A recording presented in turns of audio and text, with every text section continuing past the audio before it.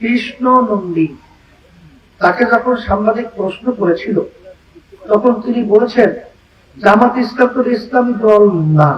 Colonel অলি আহমেদ তিনি পরিষ্কার বলেছেন জামাতের আমির বলেছে তারা ইসলামের নীতি আদর্শ শরীয়ত অনুযায়ী দেশ চালাবে না।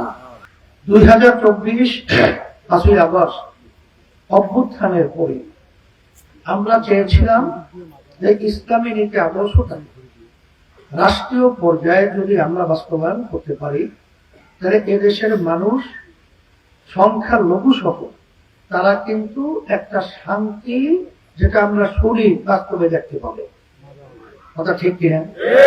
সেই লক্ষ্যকে সামনে নিয়ে যখন আমরা সমঝোতা করেছিলাম সেখানে জামাত ইসলাম সহ অনেক দল ছিল, কিন্তু আমরা কি দেখলাম এখন জামাত ইসলাম নাম দিয়ে জামাতের নেতৃত্বে যারা রয়েছেন জামাতের আমির পরিষ্কার বলেছে যে তারা ইসলামের নীতি আদর্শ অনুযায়ী রাষ্ট্র চালাবে না।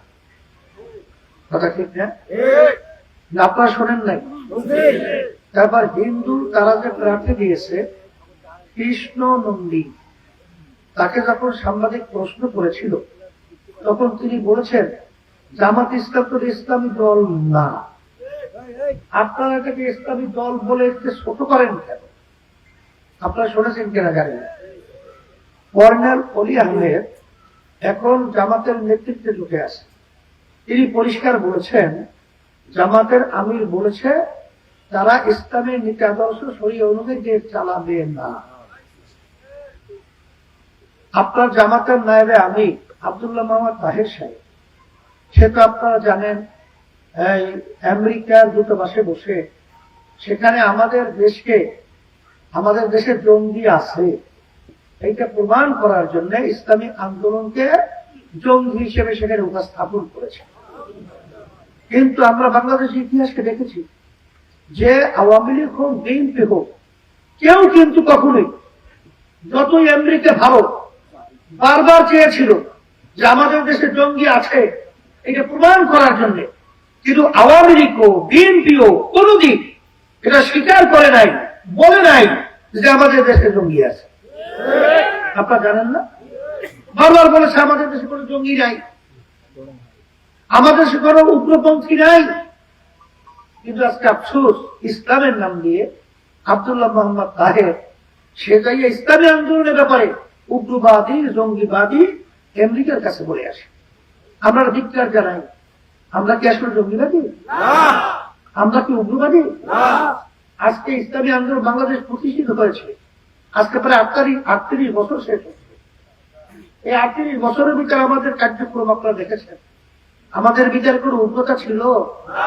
বরঞ্চ আপনারা দেখেছেন 5ই আগস্টের পরে যখন এই দেশের ভিতরে অরাজকতা চলছে তখন কিন্তু ইসলামী আন্দোলন বাংলাদেশ সংখ্যালঘুদের তারা কিন্তু তাদের জান মাল ইজ্জত বাড়ি ঘর সহ হেফাজতের জন্য আমরা পাহারাদারের দায়িত্ব পালন করেছি, পাহারাদারির দায়িত্ব পালন করেছি। ইসলামী আন্দোলন উগ্র বলা হয় কেন? আমরা তো এই কথা বলতে পারি না। জামাতের আমির যেরকম বলেছিল ছেলেরা সরো, মেয়ে বন্ধুরা এখন তোমরা আসো, তার পাশে বসিয়ে সেলফি তোলে এই মুরব্বী মানুষ, ব্যাপারটা মেয়েদের সাথে। এখন এটা তো ইসলামী আন্দোলন পারে না। আচ্ছা, মেয়ে এবং ছেলেদের ভিতরে চলার পার্থক্যটাকে আমরা করছি না আল্লাহ করছি? তাই আল্লাহ মাফ করুক, নাউযুবিল্লাহ, তাহলে এই বৈষম্য কি আল্লাহ করছে? আল্লাহ মাফ করুক, তাহলে ইমান থাকবে? মেয়েরা মেয়েদের অবস্থানে থাকবে, ছেলেরা ছেলেদের অবস্থানে থাকবে।